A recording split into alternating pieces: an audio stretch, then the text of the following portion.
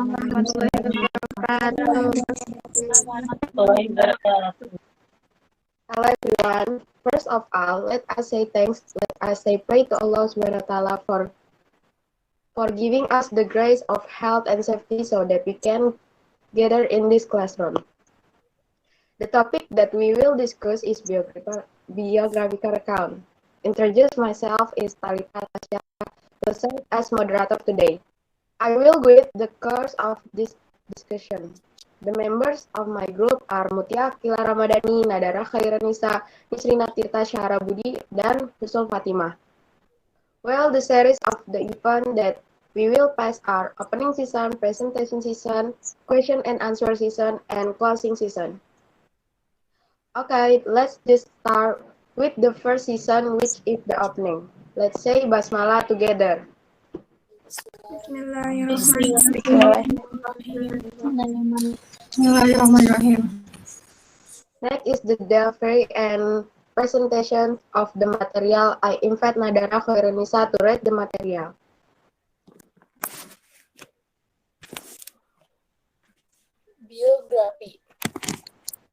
Biography, or simply bio, is a detailed description of person's life. It involves more than just the basic facts like education, work, relationships, and death. It portrays a person's experience of these life events. Unlike a profile or curriculum vitae or resume, a biography presents a subject's life story, highlighting various aspects of their life, including intimate details of experience, and may include an analysis of the subject's personality. Biographical works are usually non-fiction, but fiction can also be used to portray a person's life. One in-depth form of biographical coverage is called legacy writing. Works in diverse media, from literature to film, from the genre known as biography. An authorized biography is written with the permission, cooperation, and at times participations of a subject or a subject's heirs. An autobiography is written by the person themselves, sometimes with the assistance of a collaborator or ghostwriter. History of biography. One, historical biography. Second, emergence of the genre. Third, modern biography. Fourth, recensions. Fifth, biographical research. Sixth, critical issues. At first, biographical writings were regarded merely as a subsection of history with a focus on a particular individual of historical importance. The independent genre of biography, as distinct from general history writing, began to emerge in 18th century and reached its contemporary form at the turn of the 20th century. First, historical biography. One of the earliest biographers was Cornelius Nepos, who published his work Excellentium Imperatorum Vitae, or Lives of Outstanding Generals, in 44 BC. Longer and more extensive biographies were written in Greek by Plutarch in his Parallel Lives, published about 80 AD.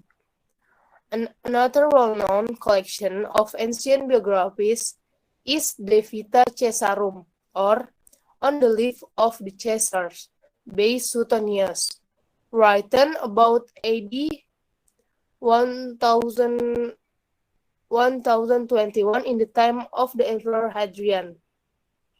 Their subjects were usually restricted to the church fathers, martyrs, popes, and saints.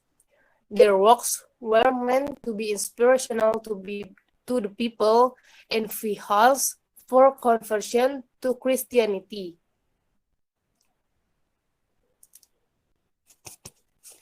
In medieval Islamic civilization, AD 7050 to 1000, similar traditional Muslim biographies of Muhammad and other important figures in the early history of Islam began to be written, beginning the prophetic biography tradition.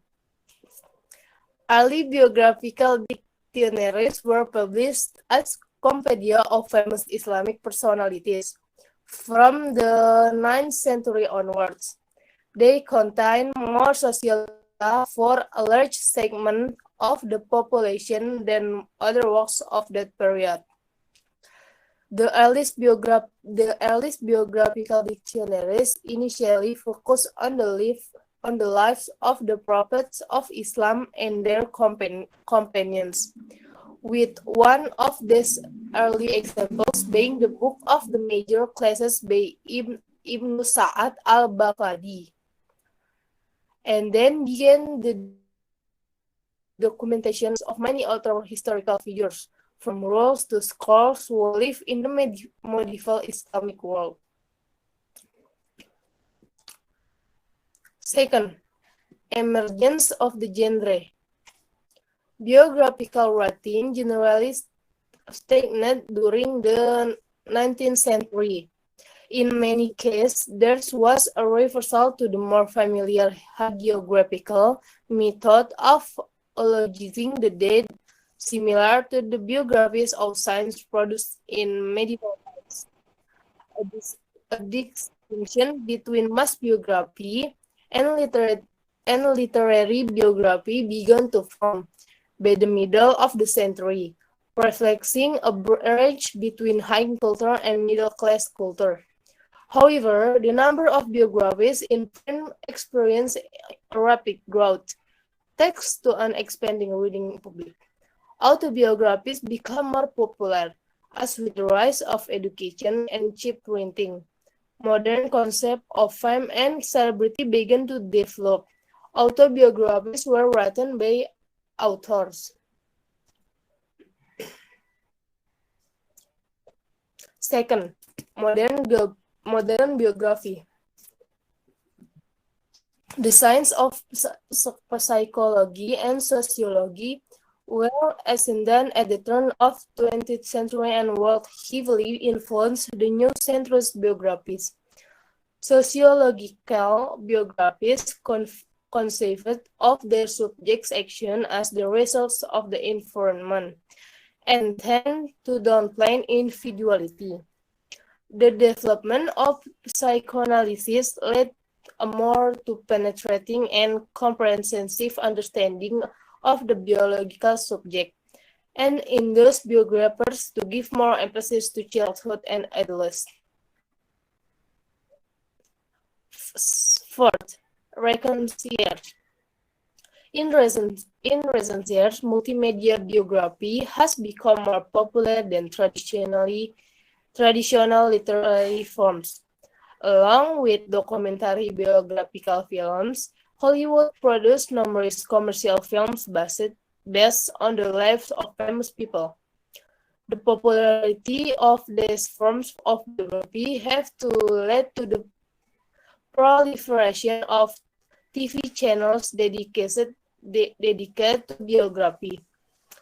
Biography studies in emerging as an independent discipline, especially in the Netherlands.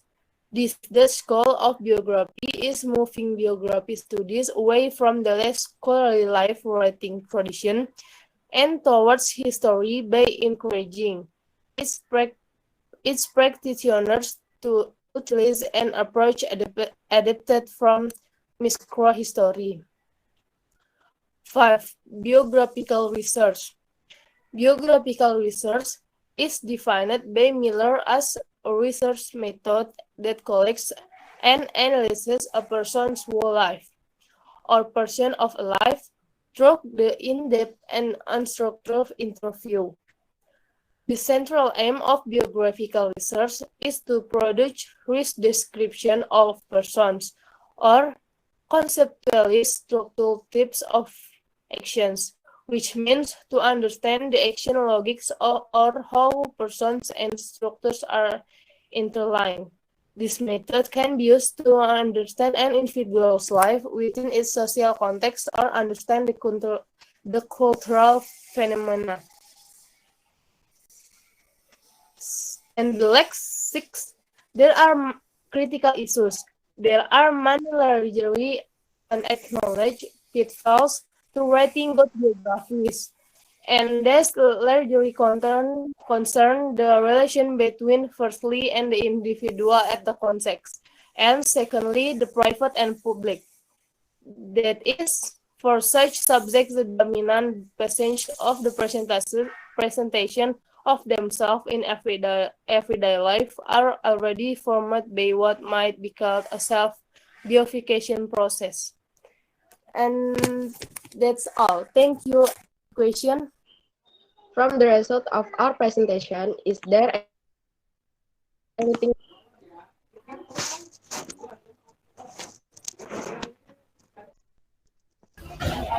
I want to ask, what is contained in the content of the biography text? Thank you.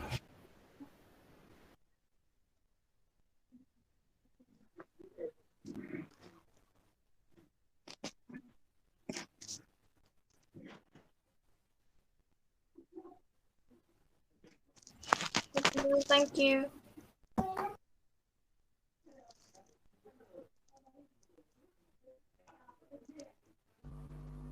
Is a biography only about a famous person? What are the linguistic elements in the biographical text? A biography is a biography of a person or character written by another person. In a biographical text, there are several linguistic elements that build the text. The linguistic elements contained in the biographical text include conjunction, word reference, time, activity, and place and verb. Thank you. What is the function of biography? Is it important to learn? Biographical text is to educate the reader regarding the various sides of character. How do we different between a biography and autobiography? The difference lies in who read the stories of the character. Biography written by someone else. Autobiography written by the character himself. Okay, thank you. Why do many biographical texts use action verbs? Okay, that was our drop presentation. Let's say Alhamdulillah together.